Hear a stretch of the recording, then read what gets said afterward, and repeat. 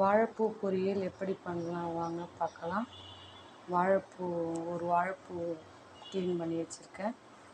2 வெங்காயம் அரிஞ்சு வச்சுருக்கேன். கருவேப்பிலை, கடலைப்பருப்பு போட்டு பண்ணலாம். கடலைப்பருப்பு வறுக்க கடாயை வேக வச்சுக்கலாம். அடுப்பு பற்ற வச்சுக்கலாம். கடாய் சூடாகட்டும். கடாய் சூடாகிடுச்சுங்க.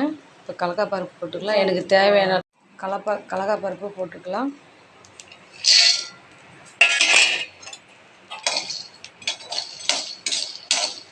நல்லா வறுப்படட்டும். 3 போட்டுக்கலாம். மிளகாவுக்கும் கொஞ்சம் வறுப்படட்டும். வறுப்பட்டுடுச்சு. இது ஆறட்டும். ஆறிட்டு தோலெல்லாம் உரிச்சிட்டு மிக்சியில் போட்டு அரைச்சிக்கலாம். கடாயை வைத்துடலாம். பற்ற வச்சுக்கலாம். கடாய் சூடாகட்டும். கடாய் சூடாகிடுச்சு. இப்போ எண்ணெய் ஊற்றிக்கலாம்.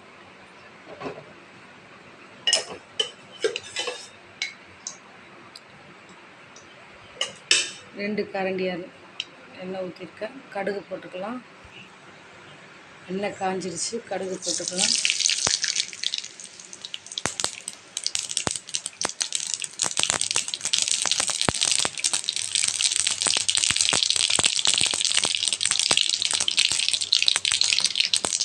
கடுகு பொரிஞ்சிச்சு. வெங்காயம் போட்டுக்கலாம்.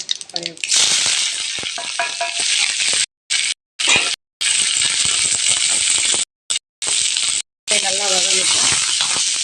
கொஞ்சம் உப்பு போட்டுக்கலாம். கொஞ்சம் போட்டுக்கலாம். வதங்கிட்டு மஞ்சத்தூள் போட்டுட்டுங்க. இப்போது வாழைப்பூ கட் பண்ணி வச்சுக்கலாம்.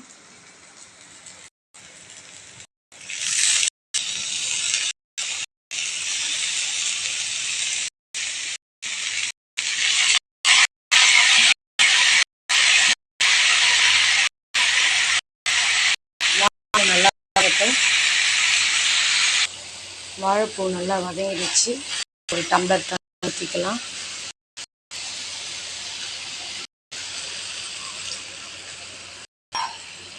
இது நல்லா வேகட்டும். மூடி போட்டுக்கலாம்.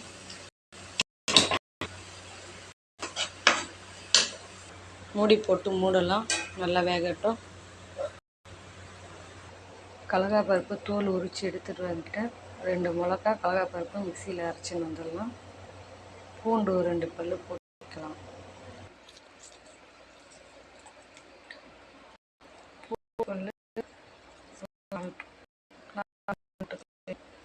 மிக்சி வச்சுக்கலாம். 3 காம்பு 2 பூண்டு, மிளகா, காஞ்ச மிளகா அரைச்சி வச்சு வாழைப்பூ வெந்த உடனே இதை கொட்டிடலாம். வாழைப்பூ வெந்துச்சான்னு பார்க்கலாம். வெந்துடுச்சுங்க. வாழைப்பூ வெந்திருக்கான்னு பார்க்கலாம். வெந்துடுச்சு.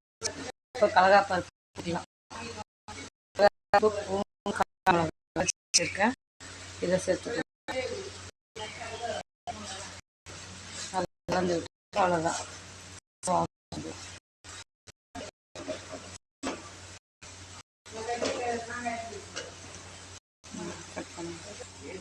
இறக்கிடலாம்.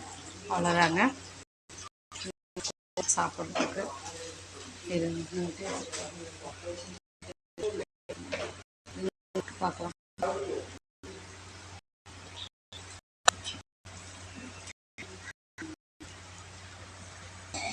டேஸ்ட்டு நல்லா இருக்குன்னு சொல்லிட்டாங்க. அடுத்த வீடியோவில் பார்க்கலாம்.